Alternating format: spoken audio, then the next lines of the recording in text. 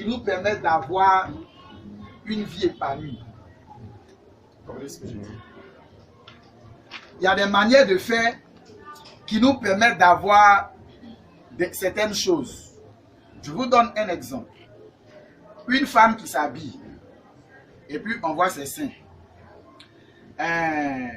Sa jupe coupe ici. Et il y a maintenant sur le côté ici. Sur le côté là, c'est bon. Sur le côté là, c'est bon. Mets-toi derrière les chambres là. Elle, si elle ne voit pas, c'est pas grave. Et puis sa jupe coupe ici. Ensuite ici, hein. Et puis sa jupe coupe ici. Et puis on voit sa poitrine. Je vais vous poser une question. Quel est le niveau de pourcentage que cette fille-là soit violée? 99%. 100%. Parce que là, les deux disent 100%. Et une fille, quand il dit fille, c'est femme, une femme, une fille, qui s'habille, elle a porté un pantalon qui est un peu gros, donc c'est ample, qui arrive jusqu'à ici, jusqu'à la cheville. Et puis elle met beaucoup dessus encore, qui arrive jusqu'à la cheville. Elle a combien de pourcents de chance de se faire violer? On la voit même pas. Garçon ne l'approche même pas. Même pas manger. Vous comprenez un peu? Quelqu'un comprend ce que je dis? Je vais dire quoi simplement? C'est nous qui posons certaines actions qui attirent d'autres actions. Vous comprenez ce que je dis? S'il se met à pleuvoir et que tu ne prends pas des cuvettes ou des seaux pour mettre là où il pleut, est-ce que quand tu vas te lever le matin, tes cuvettes et tes seaux sont remplis d'eau? Vous comprenez un peu? Donc quand nous parlons de stratégie, c'est simplement les manières, les actions qu'il faut poser ou ce qu'il faut faire pour pouvoir avoir un bon résultat. Vous comprenez?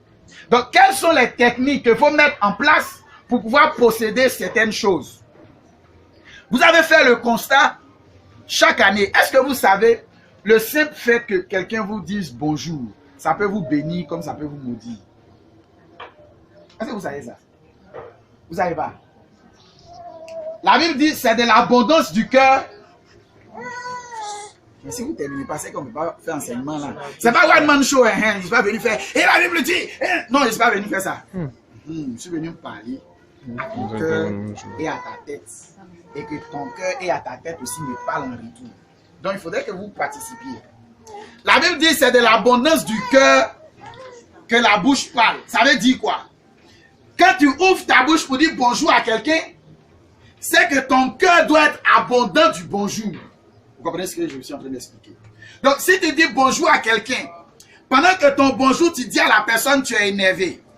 Pendant que ton bonjour, tu dis à la personne, est remplie de colère, c'est quel genre de bonjour? Vous n'avez jamais remarqué, il y a des gens, quand vous saluez, et puis ils te demandent, on en parle ou bien? Tu as simplement dit bonjour. Et puis ils te demandent, on en parle ou bien? Vous n'avez jamais remarqué? Ou bien il y a des bonjours, quand tu dis, la personne te dit, on a dormi ensemble. Ça vous est jamais arrivé? Donc, il y a des bonjours quand vous adressez à quelqu'un, vous remarquez que la personne sourit grandement. Mais pourquoi? Parce que chaque chose que nous disons apporte la bénédiction, comme apporte la malédiction sur quelqu'un. C'est pas la Bible dit simplement, la vie et la mort sont au pouvoir. Quand chaque nouvelle année arrive, c'est toute la terre qui dit bonne année, non? Vous êtes une fois assis, vous êtes posé la question de savoir les bonnes années qu'ils disent là. C'est vrai ou bien c'est amusement? C'est amusement. Or, si c'est amusement, donc qu'est-ce qu'il fait? Il est en train d'être maudit. Est-ce que vous comprenez un peu ce que nous sommes en train d'expliquer? Je pose les bases pour qu'on se comprenne avant d'entrer dans l'enseignement. Donc, le monsieur, il te dit, pour la femme, elle te dit, bonne année! Mais attends, tu sais que c'est le plus gros féticheur ou le plus gros marabout du quartier. Bon, bonne année. Mais il est en train de te dire, là, c'est pas au juste, il est en train de te dire. Est-ce que vous comprenez ce qu'il explique? Donc, ça veut dire, ce n'est pas à tous les bonne année, on répond Amen. Le gars dans son cœur, il dit, sois maudit et tout ça, ça veut dire bonne année, puis toi tu réponds Amen. Le Amen là, c'est à quoi tu as dit? Parce que sa langue a dit pour son cœur là. Ton cœur aussi dit non. Le prophète dit, donc tu prends ta bouche pour dire Amen et puis tu prends ton cœur pour dire Non. jamais. Il dit, faut pas se mentir. Le monsieur il te regarde droit et te dit bonne année. Ça t'a tué ou bien ça a arrivé quelque chose. Il dit bonne année. C'est fini. Pareil, ce que tu as dit là ne me dit rien. Non, il m'en fout. Mais comment est-ce qu'il dit? Il veut dire, c'est pas à tout on répond. Vous comprenez ce que j'ai dit? C'est pas à tout on répond. Que ce soit une année de bénédiction, Amen. Que ce soit une année de prospérité, Amen. Que ce soit une année de grâce, Amen. Bon, finalement, c'est une année de quoi? De tout. Oh, ça ne peut pas être une année de tout. Quelqu'un comprend ce qu'il a dit? Une année ne peut pas être une année de tout. Une année à forcément et non. Ou bien vous n'avez pas ça? Jésus vient sur la terre, nous allons lire le texte devant et vous verrez. Jésus vient sur la terre et puis il dit, l'Esprit du Seigneur est sur moi. Il m'a oint pour annoncer la bonne nouvelle aux pauvres. Ça dit, le premier message de Jésus, ça a fait d'argent. Et puis il continue. Délivrer, délivrer, délivrer, délivrer, délivrer. Et puis il dit quoi? Apporter une année de Une année de grâce. Donc lui, il donne le nom à son année. Je vous pose une question. Jésus a fait combien d'années de ministère? 3 ans. Donc lui, pendant les 3 ans, on parlait comme les scientifiques. Donc l'an 30, l'an 31, l'an 32. C'est ça, non? Lui, c'est l'an 31, l'an 32, l'an 33. Ça dit les 3 ans, il a vécu là. Donc lui, c'est une seule année seulement. Il a eu année de grâce. Quelqu'un comprend ce qu'il y a? Ça veut dire une année a un nom. Une année n'a pas de nom. Si je dis de suite là, le génie, est-ce que tout le monde va répondre oui? Si tu ne connais pas le nom de ton année, tu vas l'appeler comment et puis ton année va répondre. Regarde ce qu'il dit. Imaginez un chien qui court pour venir vers toi. Tu ne connais pas le chien. Le chien court pour venir et puis tu as la révélation. Tu sais que le chien s'appelle temps passe. Et puis quand le chien court jusqu'au moment où le chien a dit temps passe. Qui sait ce qui va se passer? Le chien va s'arrêter. Il va commencer à remuer sa queue. Pourquoi? Parce qu'il se demande, mais qui me connaît? Est-ce que vous comprenez ce que j'explique? Qui me connaît? Donc si tu ne connais pas le nom d'une situation qui est devant toi, tu as du mal à profiter de la situation. Vous savez pourquoi vous avez l'impression que les mystiques sont plus heureux? C'est parce qu'ils prennent la peine de chercher à connaître le nom de chaque chose. Je causais avec un mystique qui m'a dit, lorsque tu connais le nom original, donc originel d'une chose, alors tu détiens son pouvoir. Tu l'appelles quand tu veux, où tu veux et comment tu veux, il est obligé de te suivre. Vous comprenez ce qu'il dit? Il dit donc, puisque je sais le nom original de s'envoler, si je m'arrête devant toi que je te dis, envole-toi, tu vas voir que je vais quitter le sol, je vais aller au plafond. Il dit oui. Il dit, si tu connais le nom de l'argent, donc si tu dis je veux 10 millions, 10 millions va venir. Mais c'est son vrai nom que tu dis. Puis il a dit, mais on va faire essayer voir. Il faut dire, je peux m'envoler, puis ça t'envoler. Il dit, non, n'ose pas me tenter. Il a dit, je veux juste croire en ce que tu dis. Il dit, non, il dit, je veux croire. Il a dit, toi, tu as réussi à faire ça devant moi. Ma Bible, elle plonge ça dans le pétrole. Et puis, elle met à lui mettre dedans. Et tu sauras que tu as créé les pieds pour marcher. Pas pour s'envoler. Il est resté là à discuter. Mais je retiens juste ce qu'il dit. Comment Dieu a créé le monde? Il a dit le nom des choses et puis les choses sont... Il a dit le nom des choses. Il a dit que les cieux soient, vous. Que la terre soit, vous. Vous savez pas ce qu'il a fait. Donc si tu ne connais pas le nom des choses, tu ne pourras jamais, je dis bien jamais, appeler quelque chose. Pourquoi? Les esprits ou les alliances ou les démons qui ont fatigué ton papa ou ton arrière-grand-papa te fatiguent aussi. Qui sait pourquoi? Comment se fait-il que tes arrière-grand-pères ne se mariaient pas, tes grands-parents ne se marient pas, tes parents ne se sont pas mariés, et puis toi aussi tu n'arrives pas à te marier? Pourquoi? On dit non, les pères ont mangé des raisins verts. On ne dira plus ce proverbe en Israël. On dira tant que le nom que tu porteras sera le même nom que les leurs. Si le nom ne change pas, tu mangeras aussi et puis tes dents vont être cassées. Quelqu'un comprend ce qu'il dit? Si de suite là on te demande quel est ton nom, c'est quel nom tu donnes? Quand on demande quel est ton nom, c'est pas le nom de quelqu'un qui est venu avant toi, tu donnes. Lui aussi, non, là, il a pris ça où? C'est pas le nom de quelqu'un qui te donne. Donc, ça veut dire que tant que tu reposes dans cette logique de nom, c'est le vrai nom qui est appelé sur toi, c'est comment ça marche. Est-ce que vous comprenez ce qu'il explique? Est-ce que vous comprenez? Prenez un exemple, mon cacou de pote là, c'est le nom de quelqu'un. C'est le nom de qui? En principe, comment on devait s'appeler? Ça devait être, moi c'est Kakou Baji. Donc ma fille devait s'appeler Ba. Ba. Quelque chose. Ba. Neria, non, oh, voilà. Ah, voilà, on laisse, il va dire Ba, ça. Adassa, Neria, Maki. Est-ce que vous comprenez? Donc en principe, en donnant le nom comme ça, qu'est-ce qu'il vient de faire? De l'enlever sous la lignée. Je viens de l'enlever sous l'alliance de mes ancêtres et de mes illustres parents. Et je l'ai mis sous quelle alliance? Sous moi seul, mon alliance. Vous comprenez ce que c'est? Voilà pourquoi vous avez C'est pas d'alliance de mes parents aussi. que les blancs évoluent facilement. Parce qu'en fait, ils coupent vite les alliances. Parce qu'ils sont égoïstes. Mais ils coupent vite. Donc nous, tellement on aime tout le monde, donc on prend tout pour tout le monde. Vous comprenez un peu ce que je dis? Un jour on en parlera. Est-ce que vous savez que celui qui n'est pas marié n'a pas le droit d'avoir des rapports sexuels? Oui. Est-ce que vous savez ça? Ça dit, c'est une malédiction, c'est biblique que celui qui n'est pas marié parte avec quelqu'un. Parce que quand tu le fais, tu ne fais qu'attirer la malédiction sur toi et sur lui. Parce qu'en réalité, les rapports sexuels sont censés apporter l'onction et la bénédiction. Mais quand c'est fait selon son nom que Dieu a donné. Qui comprend ce qu'il y a? Donc tu vas tourner en rond sur 10 filles, je précise, sur 10 filles qui ont accepté avant de se marier, rares sont ceux qui sont restés avec l'homme. Sur 10, peut-être c'est 2 qui sont restés. Mais pourquoi? Il est venu manger et puis tu souffres. Parce que lui, il a mangé premier, là, tu vas vouloir toujours que les autres mangent de la même façon. Tu seras toujours en train de dire, mais l'autre n'est pas comme ça, et puis ta maison ne sera jamais stable. Connais le nom des choses qui t'entourent.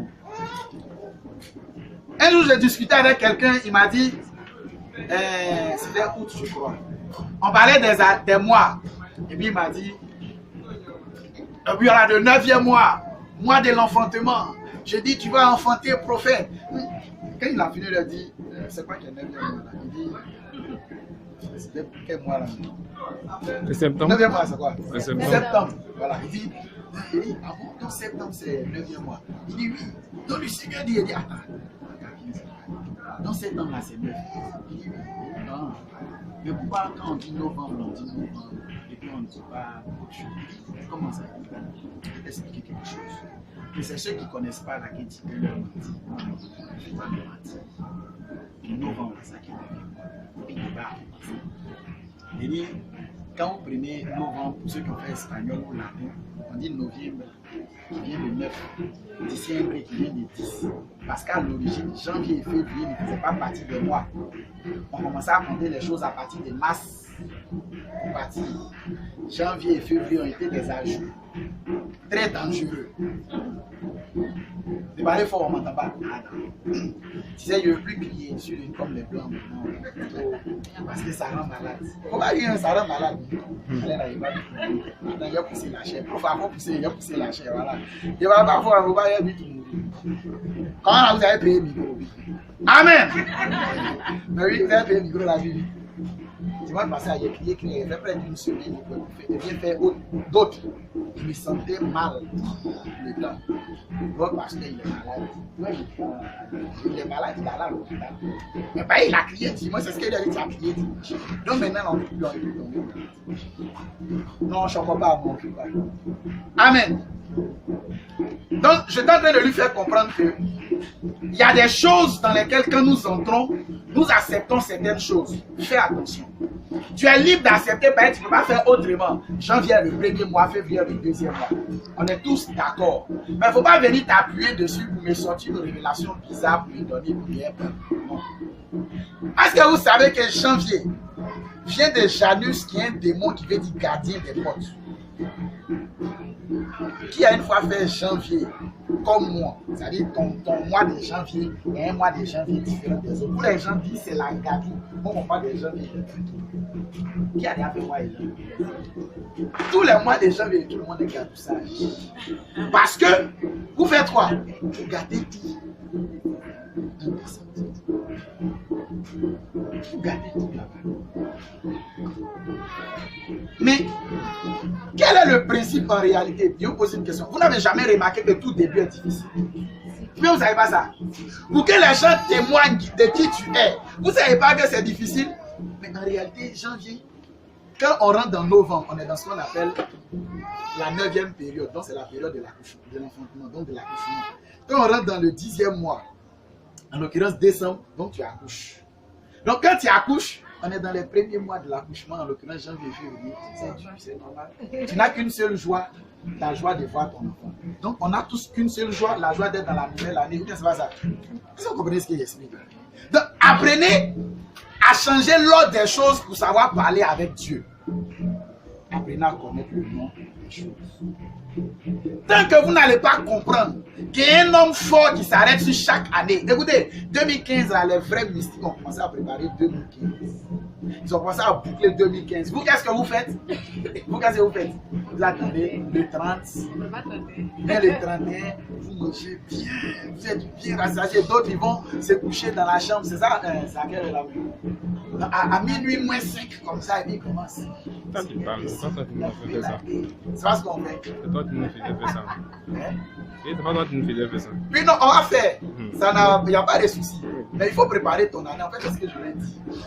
Il y a les portes physiques, il y a les portes spirituelles. Il faut savoir prendre les portes physiques et il faut savoir prendre les portes spirituelles. Vous comprenez ce qu'il y a? Je ne dis pas que le 31, on ne va pas adorer Dieu. Nous, on va adorer Dieu. Je crois à 23h30, 45, on ne fait plus rien, on ne prêche pas, on fait rien. On est dans l'adoration jusqu'à minuit 5, minuit 10 par là. Et puis on vient faire comme tout le monde maintenant. Wow! C'est ça, non? Ça, c'est en fait les portes physiques qu'on a pris comme ça. Mais avant de prendre les portes physiques, on prend d'abord les portes spirituelles. Vous comprenez, non? C'est pour ça qu'on va gêner vendredi. Vendredi, on va gêner pour prendre les portes spirituelles. C'est-à-dire, on gêne vendredi. Quand on commence, on descend que samedi. Donc, on commence vendredi à 5h du matin, on finit samedi à 5h du matin. Dans ceux qui dorment habituellement à 5h, vous devez être prier pour qu'on puisse prendre les portes spirituelles de la nouvelle année. Amen. André Fassin, il prêche à ça, vous ne pouvez pas. Si. Vous êtes trop. Tu fais un dormiment. On t'écoute. Moi, dormi. Amen. On prend nos Bibles. Acte le chapitre 9, le verset 3 à 23. On va pas tout lire. Le verset 3 à 23. J'explique avant que ça arrive. En fait, l'apôtre Paul partait à Damas. Donc, il partait tuer les chrétiens. Et ils étaient sur le chemin pendant qu'ils partaient. La Bible dit que tout à coup, une lumière va surgir. Une lumière va se pointer sur le terrain. Et l'apôtre Paul va devenir aveugle. Et tous ceux qui étaient autour, eux, ils n'ont vu juste que la lumière. C'est bon? Donc, c'est juste la partie du test qu'on ne va pas tout lire. Vas-y. Il dit, Seigneur, Il dit, Seigneur. que veux-tu que je fasse? Et le Seigneur lui dit. Donc, Paul va poser la question au Seigneur. Regardez, je vais vous poser une question. Comment Paul a su que c'était le Seigneur il venait de voir? Est-ce que vous comprenez? Il voit une lumière. Est-ce que quand on lit, je ne vais pas faire attention, le texte nous dit qu'il y a un homme dans la lumière. Le texte ne nous dit pas Profa, viens, il y a la place devant ici. Non, viens. Oui, non, toi, il faut t'asseoir derrière, mais il ne va pas laisser le voyant s'asseoir derrière. Viens, Profa, viens t'asseoir. Une lumière. Et la Bible dit que Paul va dire, que veux-tu que je fasse, Seigneur? Qui a dit à Paul que c'était un Seigneur qui était arrêté là? Quelqu'un pense qu'il dit. Qui a dit à Paul que c'était un maître qui était arrêté là? Personne n'a dit quelque chose à Paul. Paul lui-même, il regarde et puis il dit qu'il y a un maître qui est arrêté là. Donc, quelle a été sa réaction immédiate? Quelle a été la réaction de Paul? Quand il a reconnu dans son cœur qu'il y a un maître qui était devant lui. Donc, il lui pose la question, que veux-tu que je fasse? Continue. Et le Seigneur lui dit, lève-toi, entre dans la ville, et on te dira ce que tu dois faire. Saul se releva de terre, et quoique ses yeux fussent ouverts, il ne voyait rien. On le prit par la main, et on le conduisit à Damas. Il resta 3 jours sans voir, et il ne mangea ni ne but. Or, il y avait à Damas un disciple nommé Ananias. Quand Paul s'est converti, il a fait combien de jours? 3 jours. 3 jours, c'est quoi? La précise sec, la même sec. On dit qu'il n'a pas mangé, il n'a pas bu. Qui a dit à Paul de jeûner? Qui a dit à Paul de jeûner? Donc, parce que Paul a vu Jésus, il a vu le Seigneur, il a perdu l'appétit en même temps. Est-ce que vous comprenez? Il a perdu l'appétit en même temps. La Bible dit quoi? Ses yeux étaient comment? Ouverts, mais il voyait bien. Donc il est devenu comment? Quelqu'un entend ce que je dis? Ses yeux étaient ouverts, mais il était aveugle. Lui-même, il rentre dans 3 jours secs, sans manger, sans boire. Et qu'est-ce qui va se passer? La Bible dit qu'on va aller voir quelqu'un d'autre du nom d'Ananias à qui on va donner un certain nombre d'explications. Continue. Le Seigneur lui dit dans une vision, Ananias. Il répondit, me voici, Seigneur. Et le Seigneur lui dit, lève-toi, va dans la rue qu'on appelle la droite, et cherche dans la maison de Judas un nommé Saul de Tarse. Arrête-toi. Comment Ananias a été informé de ce qu'il devait faire pour Paul? Le Seigneur lui a dit, dans quoi? Dans une vision. Donc il a fallu qu'Ananias ait une vision et qu'Ananias sache ce qu'il devait aller faire. Si vous lisez le texte, vous allez voir qu'Ananias va dire, lui là, il tuait les gens. Non, lui là, il est comme ça. Dieu va lui dire, calme-toi petit. Continue. À partir où Dieu lui dit, calme-toi petit. Mais le Seigneur lui dit, va, car cet homme est un instrument que j'ai choisi pour porter mon nom devant les nations, devant les rois et devant les fils d'Israël. Hé, laisse arrêter. Pierre a passé combien de temps avec Jésus avant qu'il commence à prêcher? 3 ans. C'est pas. D'accord, le prophète dit, on va supposer. Parce qu'on les envoyait, ils partaient faire évangélisation. Je sais. Regardez, on lui dit va, et puis il va. Mais à quel moment ils ont pris cette responsabilité eux-mêmes de commencer à courir pour faire ce qu'il fallait faire? Il a fallu que Jésus parte et que le Saint-Esprit tombe sur eux. Paul se convertit. Si vous lisez le texte, selon le texte, la Bible dit aussitôt il s'est mis au service du Seigneur. C'est-à-dire, parce que Paul a compris quelque chose de précis, ça a bouleversé toute sa vie, ça a changé toute sa vie. Alors Paul a commencé à courir plus vite. C'est pourquoi il s'est permis de dire, je suis le plus petit, mais pas le moindre. Vous n'avez jamais vu ça dans la vie. C'est-à-dire, je suis jeune. Dans l'affaire des ministères, là, je suis jeune. Mais attention, il est fini à une dimension. Quelqu'un comprend ce que je dis? Pour dire quoi? Tu peux te convertir aujourd'hui. Tu peux être dans l'église depuis 1000 ans. Si tu n'as pas compris des choses basiques, c'est-à-dire si tu n'as pas compris quelque chose de précis qui doit exister entre toi et Dieu, ta vie chrétienne va tourner. tu ne pourras pas aller vite, tu ne pourras pas avoir certaines choses. Et c'est pareil que ton année.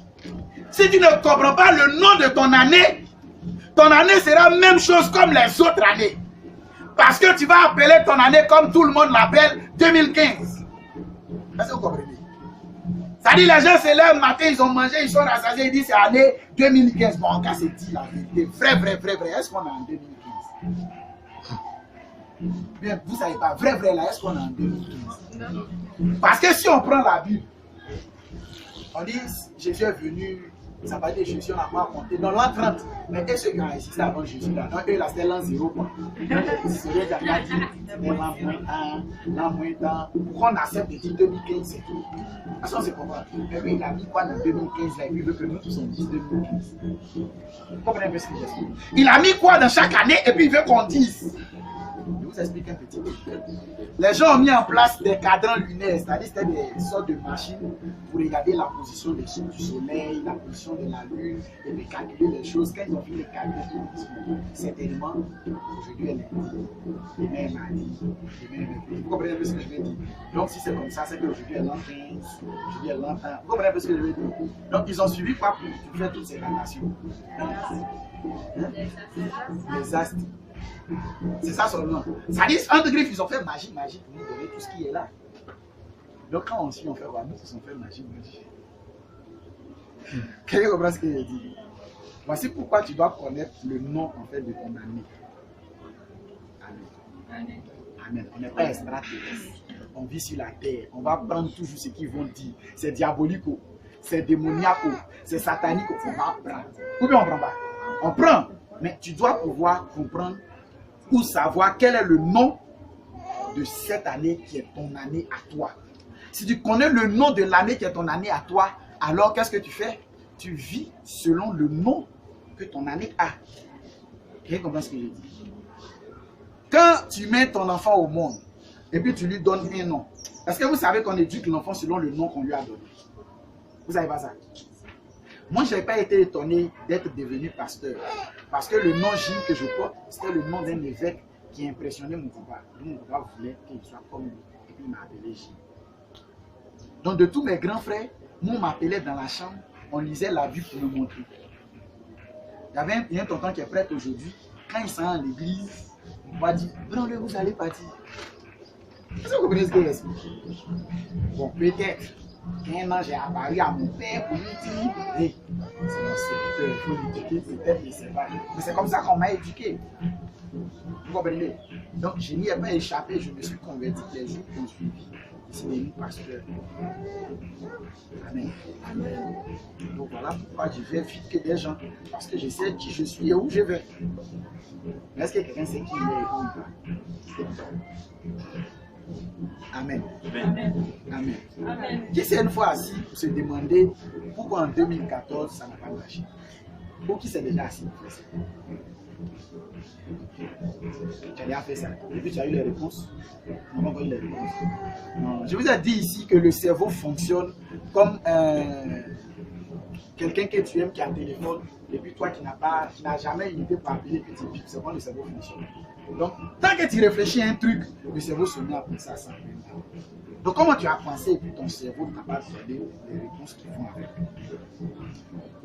Vous devez faire un bilan. Je vous pose une question. Pourquoi Zachée est monté sur un sycomore? Vous se fait voir. Pourquoi vous se fait voir?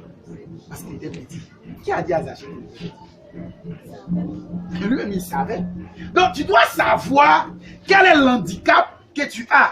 Tu dois savoir qu'est-ce qui n'a pas marché. Parce que si tu ne sais pas ce qui n'a pas marché, tu ne peux pas chercher les solutions. Zachée a entendu que Jésus passait par là. Est-ce que c'était sa taille qui posait problème à Zachée? Et puis il est monté sur le sycomore. Non, hein? Il savait que les gens qui allaient venir s'arrêter allaient être trop grands. Donc Zachée a fait un bilan pour savoir que ceux qui allaient passer là allaient être trop grands. Lui, Zachée, il n'allait pas pouvoir voir les gens. Donc il s'est mis à calculer, il y a combien de routes par laquelle on peut passer pour aller où on va. Zachée a dit, bon, la route qui est là, c'est là ils vont passer. Zachée s'est mis à tourner en rond pour regarder. Il dit, ah, voilà un sycomore qui est ici. Qu'est-ce que Zachée a fait? Il allait s'accrocher sur le sycomore. Mais qui a dit à Zachée que Jésus venait à 9h ou bien à 10h? On a dit quelque chose à Zachée. Donc ça veut dire que Zachée, dès qu'il a entendu que Jésus venait, quand il a fini de faire son évaluation, il a se pointé là pour attendre. Vous ne savez pas ce qui s'est passé. D'ailleurs, il s'est pointé là pour attendre. Quand Jésus venait au loin là-bas, là, comment Jésus ne peut pas voir Zachée? Oui, comment il ne peut pas le voir? Au loin là-bas, il vient, il voit quelqu'un qui est grand que tout le monde. Ou bien c'est pas ça? Et pourquoi Zachée est devenu grand que tout le monde? Quand tu réussis à faire un bilan de ta vie, ça te permet de savoir quelles sont tes faiblesses, quelles sont tes forces. Quand tu connais tes faiblesses, mon ami, comment tu as eu le chemin ou le secret pour devenir grand que tout le monde. Il y a des gens qui ont des faiblesses, qui n'ont jamais su que c'est des faiblesses. Ils demeurent toujours en souffrant avec leurs problèmes. Mais quand toi tu sais que tu as une faiblesse et que tu vas chercher la solution de ta faiblesse, ça te donne de sortir du lot de ceux qui ont ta faiblesse, non. Donc ça te met au-dessus d'eux. C'est comme ça que Zachée est devenu plus grand qu'eux tous. Il était au-dessus d'eux tous. Jésus l'a vu. Qu'est-ce qu'il a fait? Qu'est-ce qu'il a fait? Quand Jésus a vu Zachée, qu'est-ce qu'il a fait? Aïe, vous parlez bas. Hein? Lui, il a demandé de descendre. Il est entré dans la maison de Zachée. Donc en réalité, qu'est-ce que Zachée voulait? C'est tout. Jésus voulait que Zachée vienne dans sa maison, c'est ce qui l'intéressait. Zachée voulait que Jésus rentre dans sa maison. Donc il s'est assis pour analyser, pour faire des calculs. Est-ce que Zachée s'est posé la question de savoir, non, je suis un pécheur, si Jésus vient chez moi, c'est pas bon. Moi là, j'insulte les gens. Est-ce que Zachée s'est posé cette question-là? Zachée a dit, comment faire pour que Jésus rentre dans sa maison? Comment faire pour réussir son année? Comment faire pour dépasser les autres? Comment faire pour aller de l'avant? Voici les questions que Zachée s'est posées. On comprend ce que j'ai dit? Donc, assois-toi. Fais un bilan de ce qui est passé. Fais un bilan de ta vie antérieure, c'est-à-dire ce qui est passé. Quand tu vas finir de faire le bilan, ce qui n'a pas marché, pose-toi la question de savoir pourquoi ça n'a pas marché, qu'est-ce que tu as fait et puis ça n'a pas marché. Tu comprends? Voici le premier pas pour avoir une année différente des autres années. Fais un bilan. Si tu commences une année sans que tu n'aies fait un bilan, tu n'as rien compris. Et à quel moment ce bilan doit être fait? Non, jamais le 31, jamais le 30, jamais le 29, jamais le 28. Est-ce que vous comprenez ça? Normalement, vous devez considérer ou apprendre à considérer le mois de décembre comme un mois de transition d'une année vers une autre année. Je vous ai dit d'entrée de jeu que novembre c'est le 9e mois. Quand la femme est enceinte, quand la femme est enceinte, et puis elle accouche, elle a la même forme. Elle a la même forme là toujours. Elle est la même chose là toujours. Même si votre maison était bizarre, parce qu'elle vient d'accoucher, qu'est-ce qui se passe dans la maison? On sent qu'il y a de la joie dans chaque coin de la maison. On sent une atmosphère d'agréabilité dans la maison, mais c'est pas quoi? Tous ceux qui quittent dehors, qui viennent, qui est venu? Ils ne sont jamais rentrés dans ta maison, mais ils viennent à quoi? Bébé est venu. Faisons attention, bébé est venu. Ils viennent tester, ça, ils viennent pour tester. En tout cas, moi j'aime quand ils viennent tester. Quand il est à la petite. Vous n'avez jamais vu faire? Peut-être toi, elle fait ça. C'est moi qui lui ai montré. Elle essaie de faire comme moi là. C'est une terrible prophétesse. Vous dites simplement que ça crée une sorte de situation dans la maison. Mais quand ça a créé cette forme de joie là, c'est pourquoi? C'est pour vous seul. C'est pour amortir votre douleur. Et puis ça s'arrête là. Mais la maison change.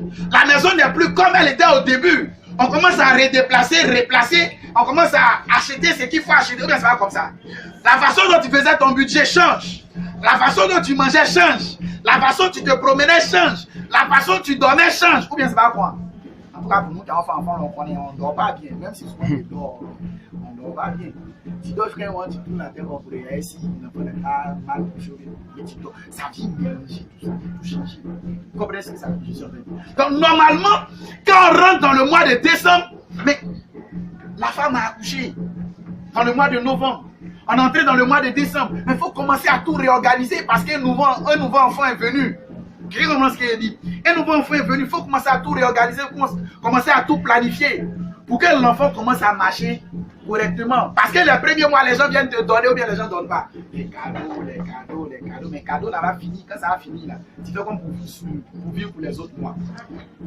On comprend ce qu'on dit. Donc, en décembre, c'est pourquoi vous allez remarquer qu'en décembre, tout le monde dit. Ils disent quand même, il y a oublié les thèmes là même. Il y a eu un thème aussi Facebook. Il dit, voilà, tuons le guerrier qui est devant 2015. Mais quand vous allez là sur le programme, ils vont vous expliquer comment faire pour procéder depuis 2015. Quelqu'un comprend l'image que je lui donne? Donc presque toutes les prédications que vous allez avoir en décembre, c'est comment procéder 2015. Moins pour délivrer 2015. Voilà, le mystère, c'est pas de quoi pour entrer dans quoi. Pour dire qu'on cherche à te donner toutes les instructions qu'il faut pour que 2015 soit agréable. Mais si c'est en fin décembre, tu fais ton bilan, les conseils, les stratégies, on te donne à ça, c'est bien. Rien. Or, si tu as déjà fait ton bilan, quand tu reçois toutes ces stratégies, ça vient faire quoi? Ça vient t'éclaircir. Ça vient te donner d'apprécier mieux la situation que tu traversais. Quelqu'un comprend ce que je dis? Ananias n'a pas eu sa vision avant que Paul n'ait eu lui sa vision. Hein? Paul a eu la vision du Seigneur. C'est là qu'Ananias a eu la vision du Seigneur. Le Seigneur a dit à Ananias, il sait que tu dois vivre. Amen. Donc ne laisse pas les gens avoir des visions avant toi. Toi, il faut que tu devances ces visions. Amen. Voici la deuxième stratégie pour que ton année soit différente. Quelle est ta vision que tu as? Amen. Amen. Quelle est ta vision que tu as? Le Seigneur se révèle à Josué et puis lui dit, tout lieu que ton pied foulera, je te donne celui en héritage. C'est pas ce qu'il a dit à Josué. Quand il a fini de dire ça à Josué, est-ce que Josué ne foulait pas? Il foulait, non? Il foule jusqu'à il arrive devant Jéricho. On dit Jéricho est barricadé, fermé. Il y a soldats, il y en a des gens dedans, on ne peut pas entrer. Et puis il arrive à Dieu, lui dit, pourquoi il ne lui dit pas faut fouler? Il lui dit, foi. Il lui dit plus de fouler, là il va lui dire maintenant, foi. Vous comprenez ce qu'il dit? Tant que tu ne sauras pas quelle est ta vision, quelle est ta mission sur la terre, tu marches dans le vide et dans le billard. Quelqu'un entend ce qu'il dit? Tu marches comme ça. Tu marches comme ça. Or, quand tu sais qui tu es, quand tu sais où tu vas, donc vision, tu sais qui tu es, mission, tu sais où tu vas. Quelqu'un comprend ce qu'il dit? Donc, quand tu sais qui tu es, peu importe ce qui se passe autour de toi, tu es comment? Tu es serré. Parce que tu sais qui tu es. Vous avez une fois vu Josué devant un combat et puis Josué a pleuré. La seule fois il y a vu Josué pleurer, c'est quand ils sont partis et puis ils ont perdu. Vous savez pas ça? Ils sont entrés dans une ville et puis ils ont tué 36. Ils ont tué 36 seulement. Et ils tuent habituellement 1000, 2000, 10 000. On tue 36 seulement. Josué est fâché, il pleure. Pourquoi Dieu lui dit, mais attends, tu as péché ça, quoi et ça? C'est la première fois qu'il a vu. Donc le monsieur, peu importe le combat, le gars acceptait d'aller se battre. Il acceptait d'affronter n'importe quelle situation. Parce qu'il savait qui il était. Est-ce que tu sais qui tu es? Quand David a rencontré Goliath, est-ce que vous savez que David a expliqué au roi qu'il savait qui il était? Mais vous n'avez jamais remarqué. Le roi dit non, tu es trop petit, tu ne peux pas. Il a dit quoi au roi? Ton serviteur. Qui a dit à David qu'il était serviteur de roi? Quelqu'un a informé David qu'il était serviteur de roi? Ou bien quand Samuel a mis une sur David, il lui a dit tu seras serviteur de Saül. On lui a jamais dit ça. Mais lui, il a vu ça pour savoir qu'il était serviteur de Saül. Il savait qui il était. Et puis il continue. Il dit quoi encore? Quand ton serviteur était au champ, quand le lion vient, j'attrape ça, je casse sa gueule là, et puis il enlève ce qu'il veut enlever. Tu vois ce qu'il lui a dit? Il dit quand Ous vient. Comme il ne parle pas de Goliath, il sont des détails. Mais pourquoi il lui explique son témoignage? Vous lui dit, oh mon roi, si tu ne crois pas en moi, moi je crois en moi. Parce que je sais qui je suis. Quelqu'un comprend ce qu'il dit? Quand tu sais qui tu es, tu n'as pas besoin que quelqu'un croie en toi. Tu n'as pas besoin que quelqu'un témoigne qui tu es. Parce que tu sais qui tu es. Jésus a dit, l'Esprit du Seigneur est sur moi parce qu'il m'a. Vous pensez qu'il ne savait pas et quand il disait ça, tout ce qui était là allait prendre ça en mal. Vous pensez qu'il ne savait pas, il savait. Mais il a dit quand même. Il dit, attends, je vais les informer qui je suis. C'est vrai, on dit d'être discret. Par moment, il faut être discret. Mais par moment aussi, il faut dire, les gens vont comprendre qui tu es. Tu sais, le gars, il vient chercher à te tuer. Tu le regardes droit dans les yeux et tu dis, tu t'amuses, la mort, je vais te tuer. Mais il a eu peur quand c'est fini, il arrête. Vous comprenez même? Donc, par moment, quand les gens ils font les choses, arrêtez d'aller vous mettre dans la chambre. Oh mon Dieu, on me fatigue trop. Si tu continues, tu vas mourir. Et puis c'est fini. Et puis depuis le jour où tu lui dis ça, il tombe, les maladies bizarres arrivent, il va à l'hôpital, on ne sait pas ce qu'il a. Ça arrive, il ne se sent pas bien. Quand matin il se lève, il sort à l'hôpital, il arrive bien, le docteur, il se porte bien. Quand il revient, il ne se sent pas bien. Le voyez, matin, il va dire, ça va, ça va, sorcier. C'est toi, on a sorcier. Faut que tu apprennes d'abord à savoir qui tu es. Quelqu'un comprend ce que je dis? Quand tu sais qui tu es, il faudrait aussi savoir à quoi répond l'année dans laquelle tu es. Donc il y a ta vision personnelle, c'est-à-dire savoir toi qui tu es. Qu'est-ce que Dieu dit de toi? Et il y a aussi la vision que Dieu a pour l'année dans laquelle tu as. Qu'est-ce que Dieu dit par rapport à l'année dans laquelle tu es? Quelqu'un comprend ce que j'ai dit? Parce que si tu ne sais pas ces choses, tu marches comme ça. Tu ne sais pas où tu vas, tu marches comme ça. Et toute personne qui marche comme ça, il va arriver à comme ça seulement. Il ne peut pas arriver dans un village ou bien un bon endroit. Quelqu'un entend? Amen. Amen. Amen. Vos têtes sont trop abaissées. Levez un peu vos têtes. Voilà. Non, baissez trop les Il faut savoir la période où tu te trouves, c'est quelle période. Ça, c'est la deuxième étape. La troisième étape, il faut connaître sa mission. Donc, savoir où on va. Quand nous devenons enfants de Dieu, on a une mission. Tu dois connaître cette mission-là. Tu dois savoir à quoi tu réponds, à quoi tu sais. Dieu dit quoi à Ananias? Il lui dit, ce don est un instrument que j'ai choisi pour porter mon nom devant les nations, devant les rois et devant les fils d'Israël. C'est pourquoi quand on va dire à Paul, on va t'envoyer en prison, Paul a répondu quoi? J'irai. Il n'a pas dit je ne vais pas parce qu'il savait que c'était sa mission d'être devant les rois. Donc peu importe la manière dont il doit être devant les rois, il doit être devant les rois. Vous comprenez un peu? Quand tu sais où tu vas, quand les gens parlent sur ta vie ou dans ta vie, ça te permet de savoir si c'est important ou si c'est pas important. Bien comment c'est? Tu es fait pour être châtié. Et puis le monsieur vient, il te dit, non, il faut que tu apprennes à conduire une voiture, pour que tu deviennes chauffeur. Mais ça marche. Tu vas devenir chauffeur, tu vas souffrir toute ta vie dans le fait de chauffeur. Mais tu peux aller apprendre à conduire parce que dans jardinier, tu peux moderniser ta jardinerie. C'est ça, non? Ton jardinage, voilà. Jardinier, oui. Tu es assis dans ta voiture et au lieu de prendre une tondeuse, maintenant ça fait une voiture, tu rouvres et puis ça gratte. Tu comprends? Mais est-ce que ça veut dire que c'est pour aller chauffeur? Donc on est dispersé parce qu'en réalité on ne sait pas quelle est la mission que nous avons. Écoutez, un homme qui touche à ça, qui touche à ça, qui touche à ça, qui touche à ça, pour finir, il touche à rien. Vous savez pas ça? Faites l'expérience. Touchez huile, touchez pétrole, touchez essence, touchez sable. Vers la fin, c'est quoi vous avez touché? Vous sentez pétrole, vous sentez huile, vous sentez sable, vous sentez tout à la fois. Bon, toi, tu es dans quelle famille? Tu n'es ni huile, tu n'es ni sable, tu n'es ni pétrole. Donc, ça veut dire qu'on va te vendre comment? Donc, tu seras œuvre d'art.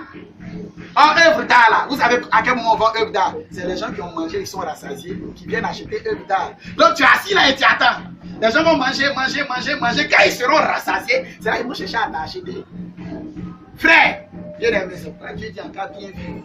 Mais quand tu viens, tu touches ici, tu touches ici. Tu es en train de devenir œuvre d'art. Tu as des œuvres d'art. Attends, les gens qui t'entourent, ils vont être rassasiés. Quand ils seront rassasiés, ils vont aller t'acheter. Quel moment dans la vie des gens, vous voyez, ils n'ont plus de règles. Avant de dire ça, ils n'ont plus de règles. C'est dangereux d'être. Non, il faut qu'ils soient comme ça. Non, s'il n'est pas comme ça, je ne veux pas. Quand un moment arrive dans la vie, les gens ont vieilli, il n'y a plus de règles. Tout ce qui vient à mais tu as des tableaux d'art, donc tu devant tout le monde. Ah, celui qui vient et prend des actes. Donc tu n'as plus de règles. Tu suis plus de règles. Quand on commence à arriver à des réflexions, on fait attention.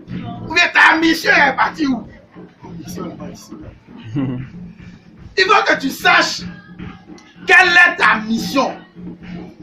peu importe les grandes visions que tu auras sur ton année, si tu ne comprends pas quelle est ta mission sur la terre, quelle est ta mission dans le quartier où tu es ou dans l'environnement où tu es, tu perdras ton temps. Bien comprendre ce qu'il dit. Même quand tu es dans une église, tu dois savoir quelle est ta mission. Quand tu es dans une maison, tu dois savoir quelle est ta mission. C'est-à-dire, partout où tu es, tu dois savoir quelle est ta mission. Vous comprenez pas? Le monsieur regarde Joseph faire. Depuis le petit entré dans la maison, tout ici. Qu'est-ce que Potiphar a fait? Potiphar a fait quoi? Oui, il a élevé, mais c'est pas ça qui m'intéresse. Il a élevé Joseph, c'est vrai, mais c'est pas ça. Qu'est-ce qu'il a fait? Il a confié toute sa maison. Il dit bien toute sa maison à Joseph. Il était assis là, il regarde Joseph et dit, non. Le petit on dirait depuis il est arrivé, mais c'est parce qu'il a fait bilan, il a pu voir clair dans l'affaire. Mais quand il a commencé à apprécier Joseph, à évaluer Joseph, il se rend compte que depuis Joseph est entré, tout change dans la maison. Donc il a constaté certainement quand Joseph touche à quelque chose, ça change.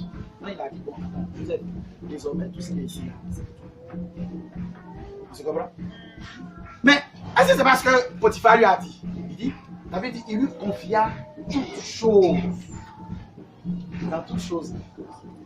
Est-ce que sa femme était? Non. Parce qu'en réalité, il est un avec sa femme, donc sa femme ne fait pas partie de toutes choses. Mais ça est venu lui dire, oh, toutes choses là, elle est dedans. C'est pourquoi elle est venue, elle dit, mais il faut me prendre Joseph. Et vous comprenez? Elle est venue, elle dit, il faut me prendre parce que toutes choses là ici, t'es là. Joseph dit, quand tu connais ta mission, tu connais aussi les règles qui accompagnent ta mission. Mon père m'a dit, on ne touche pas à la femme de quelqu'un. Donc je ne peux pas toucher à la femme de quelqu'un. Donc il a fait quoi? Il a fui. Ah, tu comprends? Il a fui. Il a laissé tout ce qui était glorieux devant lui pour fuir et pour assumer ce qui viendra. S'il avait fait, là, qui allait voir les personne. C'est entre eux. C'est secret d'État. On ne dit pas à quelqu'un. Joseph ne dit pas, il ne va pas dire aussi. Elle sait que si elle dit, on va la tuer. On va la chasser. Donc il ne va pas dire, Joseph ne va pas dire, ou bien, qui les a vus? Ils ont géré avec elle quand ils sont assis là. C'est ce qu'on fait souvent, on dit. Personne n'est pas vu. Personne n'est pas vu. Oui, personne n'est pas vu. Et puis un matin sera arrivé ici quand il dit, ainsi parle l'Éternel. En fait, c'est ma prière tous les jours. C'est pas depuis que vous ne me voyez pas faire ça moi-même. Ainsi parle l'Éternel. J'ai vécu ça. Quand on était plus jeune, on entend une prière et puis j'entends. Ainsi parle l'Éternel. On est quand même à la main de la soeur. Yeah, tu as fait ça avec telle personne. Il regarde, mon vieux père quand on était là, il regarde la soeur, nous était une sainte. Et quand on est là, on a honte. Mais prière, on allait faire les finis. Là, c'est notre soeur Zélé. Prière, les finis, on a gardé prière là. On a appelé la soeur de côté pour poser avec elle faire réponse. Amen. Personne ne t'a vu aujourd'hui. Dieu, il ne te voit pas. Vous parlez, on dit, la Bible dit, une fourmi noire, si tu es noir. C'est une sourate. Ça est dans le Coran. Avant, le prophète Dorski m'a montré la sourate. C'est une sourate. C'est le croyant. La sourate dit combien de fois Dieu voit toutes choses. Et nous, les frères en Christ qui avons écrit la Bible, on a mis ce verset dans la Bible. Que Dieu nous aide. Amen. Donc, il faut que tu apprennes à comprendre quelle est ta mission. Donc, comprendre sa mission veut dire comprendre l'ensemble des règles qui entourent sa mission. On dit par exemple, tu es intercesseur. Tu dois connaître quelles sont les règles qui entourent le métier d'intercesseur. Parce que c'est travail. Dieu paye. Vous savez ça, non? Joseph avait donc parole de sagesse. Si vous voulez, interprétation des langues, on l'a payé. Paul avait don de miracle. Pierre avait don de miracle, on l'a payé. C'est-à-dire les dons spirituels sont pour moi des métiers. C'est le travail même. Donc quand tu prends ce travail au sérieux, Dieu te paye. N'est-il pas dit l'ouvrier mérite son salaire? Si tu es ouvrier de la prophétie, tu mérites ton salaire. Si tu as oublié de la guérison, tu mérites ton salaire. Moi, je dis, c'est simple. Quand tu sais que tu as le don des guérisons, non pas le don de guérison, tu as le don des guérisons, mais normalement, ton lieu d'habitation, c'est les hôpitaux. C'est ton lieu d'habitation. Tu te lèves matin, Seigneur, merci, tu as dit que je vais guérir les malades, je m'en vais pour les guérir. Puis tu rentres dans l'hôpital, bonjour docteur, je vais prier pour vous. Allez-y. Bonjour madame, Seigneur vous bénisse, je sais que vous souffrez, il est prié pour vous. Non, il n'y est pas. Et bien, c'est merci parce que tu es ce malade pour Jésus. Il n'a pas prié pour vous.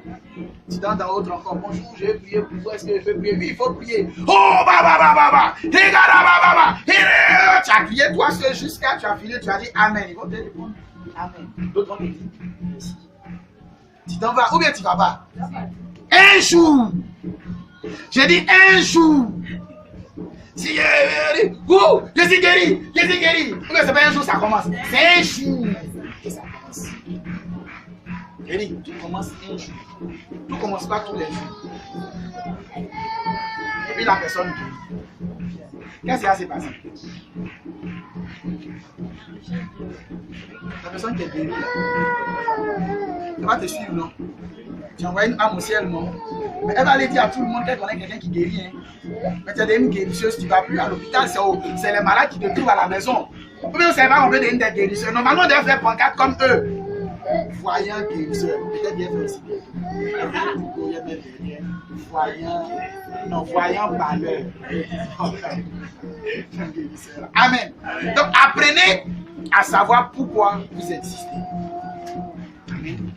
C'est le principe premier pour que votre année ne soit pas comme les autres années. Parce que quand tu sais qui tu es, quand une année arrive, tu es obligé d'avoir une ramification, c'est-à-dire ta mission à laquelle tu as été appelé, là, on va venir t'expliquer encore une autre partie. Parce que qui t'a appelé? C'est Dieu. Donc parce que c'est Dieu qui t'a appelé, il est obligé de t'expliquer chaque fois que tu passes à une autre étape, de t'expliquer où vous partez. Est-ce que vous comprenez? S'il ne vient pas t'expliquer où vous partez, ça veut dire que ce que vous avez commencé, vous n'avez pas encore fini, donc tu continues. Qui t'a dit que parce que 2014 était année de grâce, donc 2015 doit changer? Peut-être que 2014 année de grâce, vous n'avez pas encore fini, donc 2015 est année de grâce. Pourquoi Dieu a changé? Non, pareil, tout le monde dit année de puissance, donc toi aussi tu as fait comme tout le monde. Comme tu parles de puissance, on te dit année de fire. Oh, c'est année de puissance des gens là, Dieu dit. Ça a changé juste.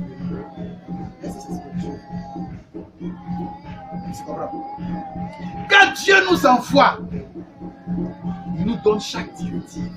Chaque directive.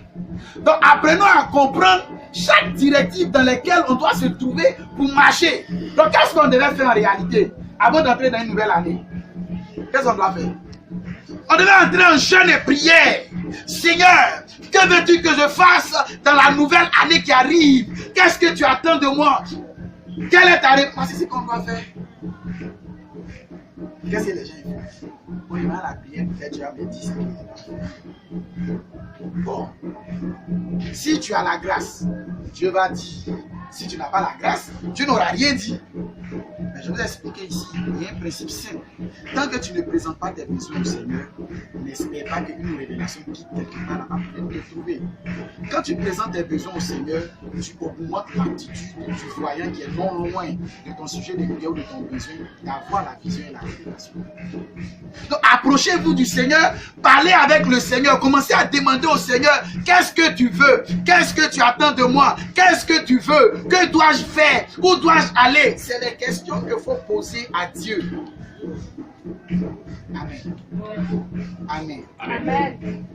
Si tu ne poses pas ces questions, qui n'est qu'à te répondre? Quand tu as fini de poser ces questions, et puis tu as eu les réponses, voici comment Dieu va te répondre. David, tu es appelé à devenir roi sur Israël. Oh, qu'est-ce que je dois faire, mon Dieu? Tu dois être roi sur Israël. Oh, mon Dieu, que dois-je faire? Tu dois être roi sur Israël. Vous comprenez un peu? David prie jusqu'à la même phrase est là. Tu dois être roi sur Israël. Tu seras roi sur Israël. Donc, qu'est-ce que David est censé faire avec ça? Il est censé faire quoi? Donc, David maintenant va se demander, roi là, il serait roi que? Est-ce que je peux être roi si Saül est là? Non, tu peux être roi si Saül est là. Donc c'est quand Saül va mourir, je vais être roi. Donc il y a deux cas qui se présentent à toi. Soit il se fait une armée, il s'en tuer Saül, donc il devient roi, ou il attend l'année où Saül va mourir. Pourquoi ce n'est pas le cas? Donc comme on ne lui a pas dit qu'il va devenir roi en tuant un autre roi, donc qu'est-ce qu'il fait? Il attend. Mais il va devenir roi comment? Un bon roi ou un mauvais roi? Quelle est la seule façon qu'on devient une bonne personne? Quel est le seul secret pour devenir une bonne personne? C'est de servir une autre personne, c'est tout. Vous comprenez pas? Le seul secret pour être une bonne personne, une personne bien, c'est de servir une autre personne. Tu sais, l'évangéliste par contre, il est mauvais, il est méchant. Mais je ne dis jamais à quelqu'un qu'il est mauvais, il est méchant. Imagine-moi, quand je vais prendre une bougie, vous comprenez? Donc je suis en train de développer un cœur grand. Quand demain il ne sera pas là, qui est là? Vous comprenez un peu? Donc si tu n'apprends pas à servir quelqu'un, si tu n'apprends pas à marcher dans les traces de quelqu'un, tu seras toujours le même, tu ne vas jamais exceller. Il y avait des fils des prophètes, c'était beaucoup, non? Qui a excellé? Élisée. Pourquoi? Parce qu'il marchait dans les pas d'Élie. Quand on parlait d'Élisée, on a dit Élisée c'est celui qui versait l'eau sur les mains d'Élie. C'est quand on a commencé à parler de lui d'abord. Donc, David ayant la culture de certaines choses, il savait que des gens avant lui ont appris d'autres choses pour devenir grand. Donc, comment faire pour devenir grand? Certainement qu'il a dû lire ou entendre quelque part que Moïse, pour qu'il devienne puissant, il a fallu que Moïse accepte d'apprendre des choses auprès de Jéthro. Donc David va commencer à chercher à apprendre des choses. C'est ça en fait, la troisième étape. Ou du moins la quatrième étape. Il faut se fixer des objectifs. Tu comprends? Ils ont ensemble un test.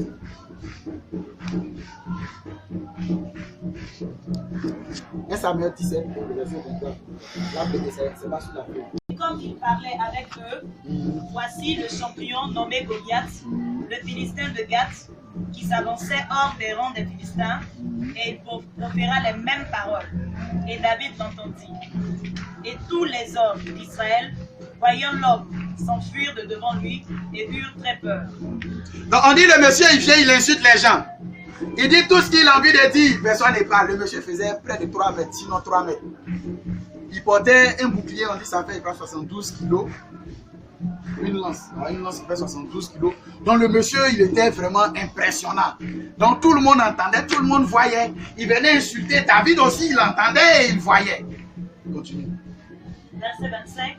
Et les hommes d'Israël dirent, avez-vous vu cet homme-là qui monte? Car c'est pour outrager Israël qu'il est monté.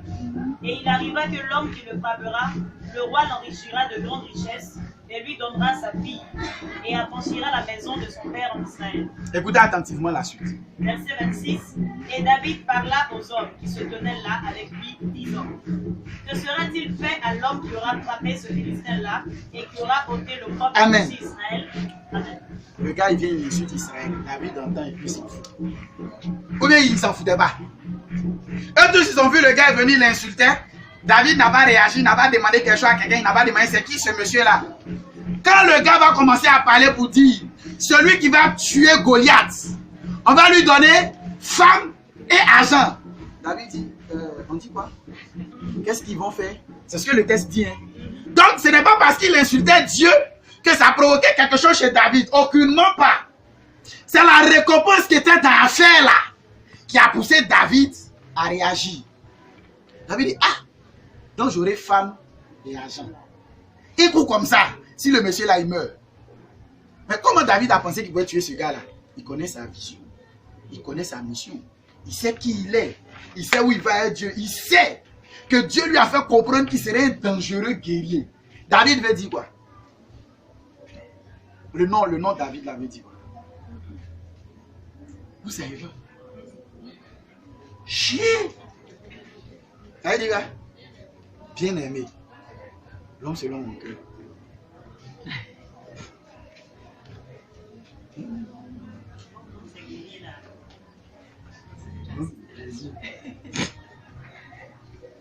D'accord, David savait. Ça, je ne vais pas dire.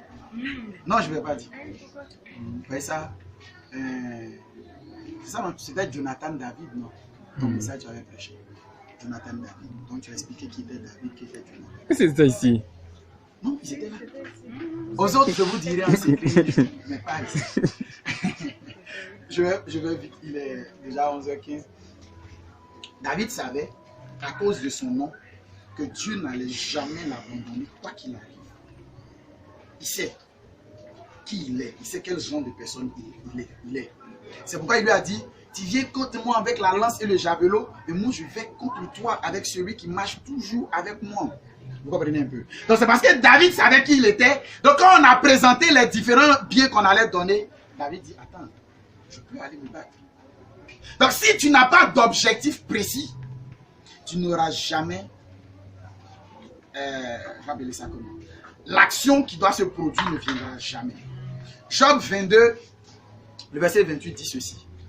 Un passage que vous connaissez.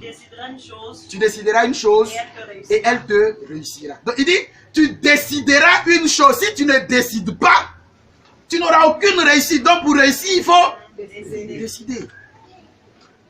Vous dites dans la version lui second, à tes résolutions répondra le succès. Donc si tu n'es pas décidé, si tu n'es pas déterminé, si tu ne te fixes pas un objectif, tu n'auras rien. Vous comprenez un peu? Le texte dit, et la lumière viendra sur tes voies. Donc parce que tu as pris la décision de faire une chose, alors la lumière arrive. Donc qu'est-ce qu'on doit faire? On doit s'asseoir et puis se fixer des objectifs pour 2015. Quelqu'un comprend ce qu'il dit?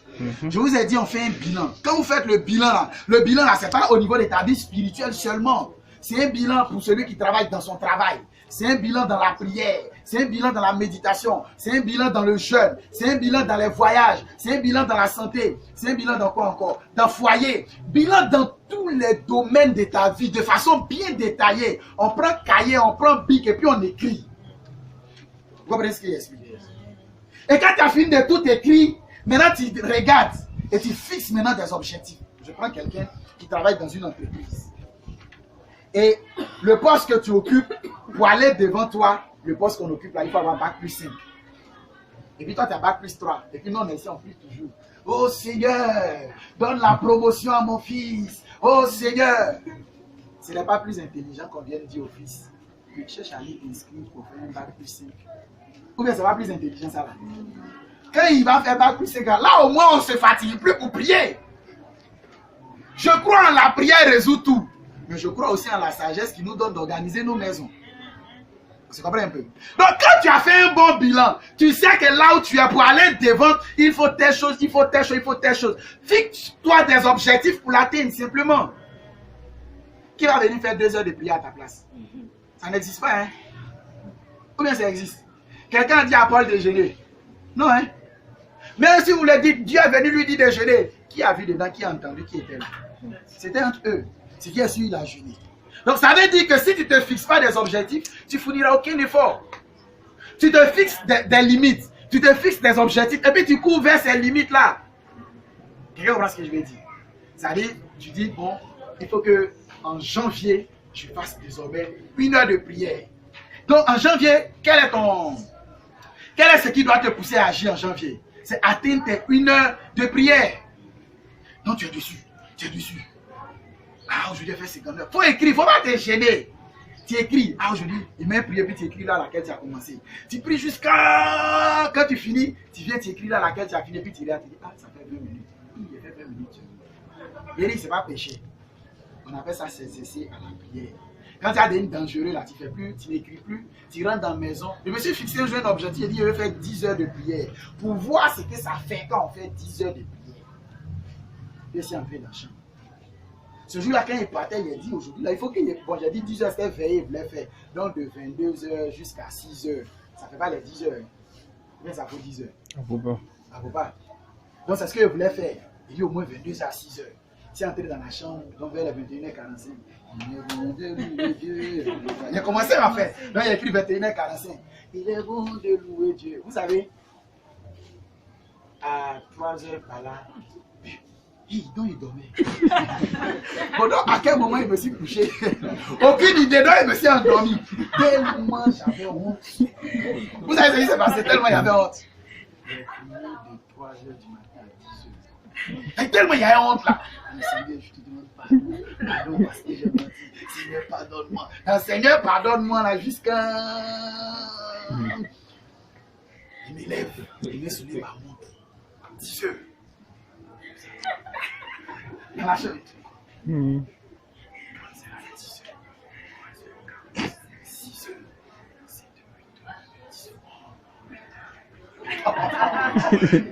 Ça, il a quand même marché dans la chambre.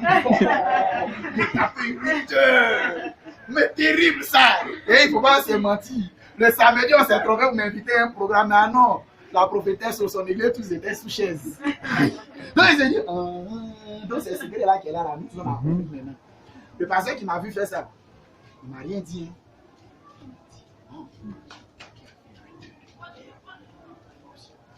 C'est lui ta chambre. Quand il a pensé vers 19 heures. Oh mama, he nana yada, oh mama, he nana. Il me voit du il dit, petit, moi aussi il a fait 8 heures. C'est vrai ça. Petit, moi aussi il a fait 8 heures. En fait, je ne comprenais pas. Car il prière, il m'a vu. Il dit, il dort, il t'entend prier. Tu as commencé vers 21h, il t'entendait prier. Il me réveille, il t'entend prier encore. Il dit, il fait 8 heures, il n'est pas encore atteint pour toi, mais il fait 8 heures. Non, il n'a pas prié de 21h à 10h. Ah non, lui me voulait tuer. Lui me voulait tuer. Mais j'ai été heureux de voir que mon objectif, je me suis fixé à donner à quelqu'un d'aller au-delà. Mais je lui ai dit, mais je fais veiller de méditation. Ça là, c'est pas effort, il n'y a pas effort dedans en fait. Là, il m'assoit à 22h ici dessous. Puis 6h arrivé. Mais ça là, il n'y a aucun effort. C'est facile. Puis, ça là, là, tu vas m'aider, c'est dur. Et non, c'est pas dur, tu fais la même chose comme pour prier là. Amen. Donc si tu ne te fixes pas des objectifs, comment tu vas dépasser des limites? Et même comment tu peux savoir que tu as une limite si tu ne fixes pas des objectifs? Tu comprends? Tu dis aujourd'hui, il faut que je jeûne jusqu'à demain. Et puis tu es dedans. Vers les 18h, tu souffres. Vous savez, il y a vous montrer souvent la honte fait qu'on tient. Vous comprenez, non? Donc, et puis tu viens dire, ah, moi, je vais faire 24 heures de jeûne, je joue jusqu'à demain. Et puis on est tous dans la maison là. Ou bien, et puis le gars il est à côté. Donc, si c'est chez lui, là, tu viens dire à mon pasteur, viens pasteur aller. Et puis quand ils sont dehors, tout le monde est dehors. Quand ils sont en train de manger, tu les rien en connaît. Tu peux manger, oh, tu es en train de jeûner. C'est un petit petit, on devient dangereux ou bien? Il dit, ne pensez jamais qu'on devient dangereux. Pour celui qui vous dit ça, il ment. Celui qui est dangereux, pourquoi? Tu as eu peur. C'est un ninja, c'est pas l'homme. Et c'est un peu compliqué, dangereux. Un peu quand le gars il est là, quand lui il voit le ciel qui est ouvert, il voit les anges, ils montent, ils descendent. Ça, tu as vu ça, un coup, 2 coups, c'est fini, tu vois plus. Tu as fait effort jusqu'à. Ça y est, tu as été jobé, tu as été préparé, puis ça va venir. Ok, ça va quoi? Dieu il nous montre toujours la fin avant qu'on ne rentre dedans. Vous savez ça, non? Dieu te montre ton demain. On a dit dimanche passé, s'il y a quelqu'un, tu parleras et des maisons en bambou deviendront de l'or. Vous savez pas ça? Tu vois, c'est menti, ça va venir en parler, puis notre bâche, notre temps va devenir l'or ici. C'est effort. On se comprend, non? Tu vas te mettre à genoux, tu as fait petit. Seigneur, regarde, il y a l'eau là, tous les jours, il faut faire l'eau là, disparaît. Tu sors, tu viens, tu vois, il y a l'eau encore. Oh Seigneur, l'eau là n'est pas encore. Oui, c'est pas comme ça. Le serviteur de. C'est Élie, non? Son serviteur, vous savez que c'était un dangereux prieur. Un plaisantin, quand il priait pas, c'est Élie qui était dangereux. Il met sa tête comme. Ah, la posture de prière, hein? Tu vois le ciel s'ouvrir, c'est secret qui est là. Il dit. Oh, non, oh, il dit, oh, toi aussi, c'est ce qu'on appelle l'appétit, je sais que le gros arrive à l'autre. Vous comprenez? Je dis, il faut commencer. Si tu ne commences pas, rien ne viendra. Fixe-toi des objectifs clairs. 2015, je dois faire quoi? 2015, je dois faire quoi pour Dieu? Vous disait ici, il a dit non, fais offrande 200, 500. Vous dites non, hein? Moi, fais offrande 1000 francs.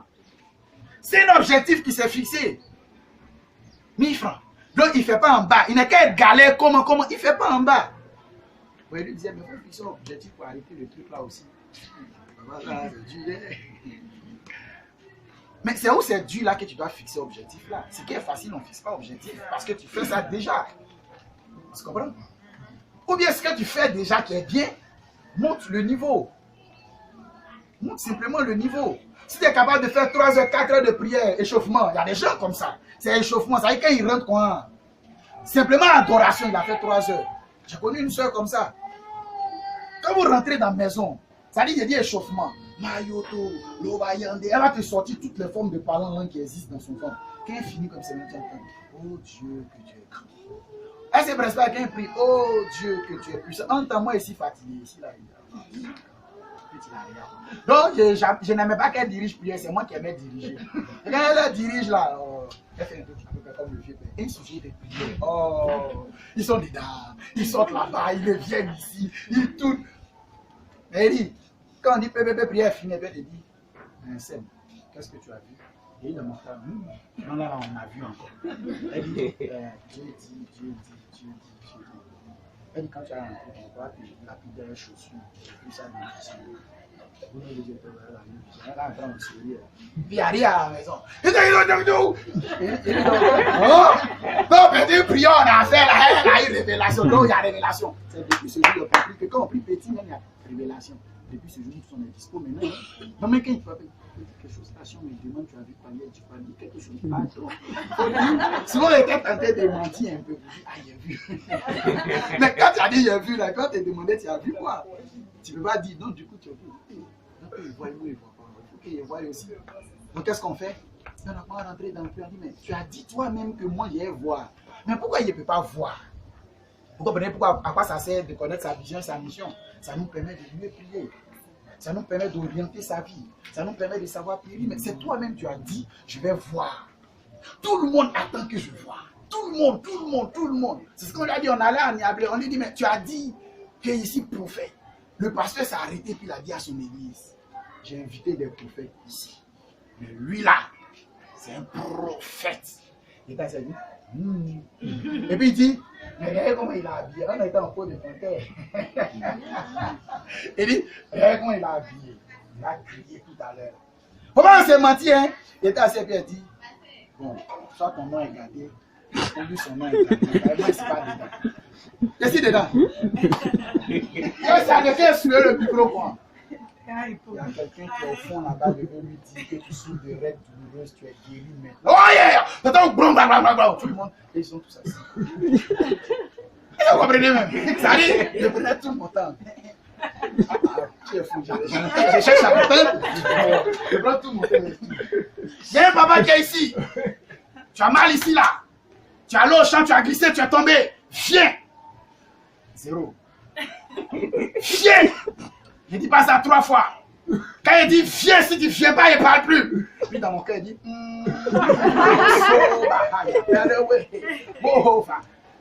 viens maintenant. Et puis il tourne dos. Oh, il ne regarde plus derrière. Et puis le vieux il se lève. Il dit, moi c'est mentir, le vieux c'est qui marche.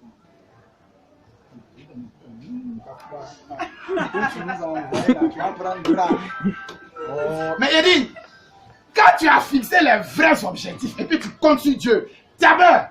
Non, hein? Touche! Touche! Oh! Touche! Et puis il voit le vieux, il fait ça. Qui? Là, il veut bien prier maintenant, il dit dans mon cœur, l'Oshaka! Quand tu commences, tu termines! Oh! Il dit, attends dans mon cœur.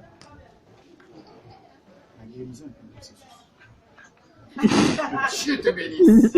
Frère, vous pensez mentir? Viens insister, il ne va rien avoir, puis tu as gâté à faire, tout le monde a honte. Le gars dit, bien, il va prendre quoi? Tu vas continuer encore. Il a laissé la faire là comme ça. Ah, mais la veille était gâtée. Ah, maintenant, dimanche, toute l'église était là. Lui, il était content. Parce que son objectif a. Mais si tu te fixes pas un objectif, moi je sais que son église a jeûné, prié pour ça. Mais moi aussi, j'ai jeûné, prié pour ça. Il ne mangeait pas, il ne dormait pas. Je sais que Dieu va m'utiliser. Mais est-ce que Dieu va m'utiliser pour atteindre l'objectif qu'ils ont fixé? Je ne sais pas. Donc on lui demande, Dieu. J'ai préparé des messages quand je lui ai dit non, tu ne toucheras pas à ce message, tu feras ce que je te dirai. Comprenez un peu. Donc, fixez-vous des objectifs clairs. Fixez-vous des objectifs clairs. Quand on n'a pas d'objectif, on ne peut même pas économiser de l'argent. Vous savez ça? Est-ce que vous savez ça? Si tu n'as pas d'objectif, tu ne peux pas économiser de l'argent. C'est ton objectif qui te permet d'économiser de l'argent. On a parlé d'ingénierie financière ici. On dit non, quand tu fais ta budgétisation, il faut prévoir l'épargne. Mais quand on a dit de prévoir l'épargne, est-ce qu'on a dit quelque chose? Le pasteur Arnold Bougnon dit notre épargne doit être 10%. Le consultant Kangaka dit notre épargne doit être 15%. Je suis d'accord avec eux. Les économistes disent que notre épargne doit être 30%. Je suis d'accord avec eux. Mais tu n'arriveras à rien de tout cela si tu n'as pas d'objectif. Et comment est-ce qu'il dit? Ça dit, il faut que j'épargne pour qu'à la fin de l'année, je puisse acheter telle chose. Tu vas voir, il n'y a pas à manger, mais épargne là, tu vas mettre là. Vous comprenez? Donc, quel est l'objectif que tu as? Fixons-nous des objectifs clairs. Quelqu'un comprend, non? Donc, je termine, secrétaire. J'ose croire que vous avez compris ce que j'explique. Quand David est arrivé dans la vallée, il a pris combien de pierres? 5. Pourquoi il a pris 5 pierres? On ne sait jamais premier et puis raté. On ne sait jamais premier, là, raté. Donc, si il rate premier, je gagne deuxième. Goliath avait 4 frères. Vous savez ça? Il y a mis des versets à côté que vous puissiez lire. Goliath avait 4 frères. Est-ce que vous avez compris ce que je dis? Voilà, donc il ne partait pas tuer Goliath seulement. Il pensait à la relève d'après. Donc quand tu as la vision, tu es un homme de planification. Quand tu sais où tu vas, tu es un homme de préparation et de planification. Tu ne te limites pas pour aujourd'hui. Tu penses à demain. C'est pourquoi la Bible dit, l'homme droit, il fait quoi? Il laisse un héritage aux enfants et ses enfants. Mais pourquoi? Parce que tu es dans une logique de planification terrible. Quand vous prenez Genèse le chapitre 1, c'était quoi? Des visions, des déclarations, que le ciel vienne, que la terre vienne, que le machin. Et quand on vient en Genèse le chapitre 2, Dieu va dire quoi? Et l'Éternel planta un jardin. En Genèse 1, qu'est-ce que Dieu faisait? Il dit, viens terre, viens lumière. C'est pas ce qui s'est passé. Il criait et puis les choses venaient, non? En Genèse 2, Dieu sait que en Genèse 1, il était dans l'objectif des déclarations prophétiques. En Genèse 2, il sait qu'il n'est plus dans déclaration prophétique, il est dans passer à l'action. Donc là, pour la première fois, Dieu lui-même va s'abaisser pour commencer à faire champ. Vous comprenez pas? Il dit, et l'Éternel planta un champ à Éden. Il vient planter. Mais il pouvait déclarer que Éden vienne, non? Non, mais il ne déclare pas, il vient planter lui-même. Donc si tu sais à quelle étape tu es, tu comprendras qu'il y a où tu es assis là et puis Dieu va venir faire. Et il y a où tu dois te lever toi-même pour faire. Et on pense qu'il dit. Avec Dieu, nous ferons des exploits. C'est ça, non? Donc ça veut dire qu'avant de commencer, Dieu doit être là pour que vous partiez ensemble. Mais il dit à Josué, tout lieu que tu foules. Est-ce que Josué a besoin d'attendre Dieu? Est-ce que Josué a besoin d'attendre Dieu? Si Josué veut héritage 1 mètre carré, il fait quoi? Il doit fouler 1 mètre carré seulement et puis c'est fini, il ne bouge plus. Il dit partout tu foules, je donne. Donc si Josué fait 10 000 mètres carrés, c'est pour lui. Donc comme Josué a compris, qu'est-ce qu'il fait? Il partait seulement et donc lui foulait seulement pour partir. Combien de fois il a fait? Il ne s'est pas arrêté, il ne s'est pas limité lui-même, il n'a pas dit non je m'arrête ici. Il partait. Donc on se comprend un peu. Donc c'est ce qu'on doit faire, on doit apprendre à se fixer des objectifs qui ressemblent à de la folie. Mais qu'on est convaincu dans notre cœur, dans notre être, qu'on peut l'atteindre. Dans l'entreprise, on parle d'objectifs SMART, c'est-à-dire il faut que ce soit réalisable, ce soit vérifiable. Non, ici, là, nous, on fait la foi. Donc, on ne dit pas SMART, on dit objectif dont tu es convaincu dans le cœur que ça peut se réaliser. Donc, quand tu dis, fin 2015, je dois construire une maison. Et puis, dans ton cœur, tu dis, il y a l'argent. Donc, objectif irréalisable, c'est un projet idiot, annule-le. Quelqu'un comprend ce qu'il dit? 2015, il faut que j'ai une maison. Et puis ton cœur commence à dire, donc si tu épargnes, si tu économises comme ça, si tu fais tant, quelqu'un comprend ce qu'il dit? Donc projet louable et noble. Vous comprenez un peu ce que je veux dire? Voici comment on doit marcher. Ta tête doit se mettre à calculer pour des choses claires, précises. Janvier, je dois faire ça. Février, je dois faire ça. Mars, je dois faire ça. Avril, je dois faire ça. Pour que à la fin de l'année, donc fin novembre, je sois en mesure de dire, j'ai eu ça, j'ai eu ça, j'ai eu ça et j'ai eu ça. Vous avez compris?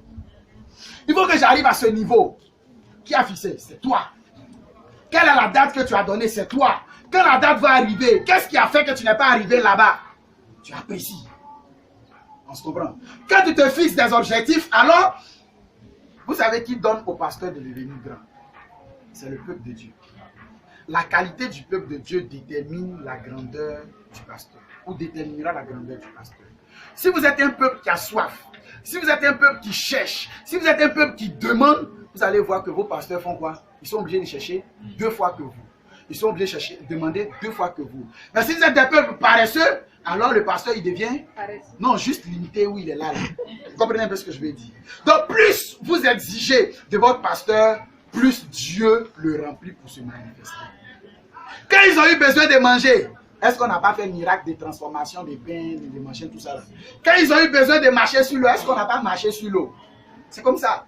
Donc, tout dépend des objectifs que vous fixez. L'objectif que tu te fixes crée l'enseignement qu'on doit te donner. L'objectif que tu te fixes crée la façon de prier pour toi. Quel est l'objectif que tu te fixes? Ou quels sont les objectifs que tu te fixes? Amen. Amen. Amen. Amen. Je vais m'arrêter là. Si quelqu'un a une question, je réponds.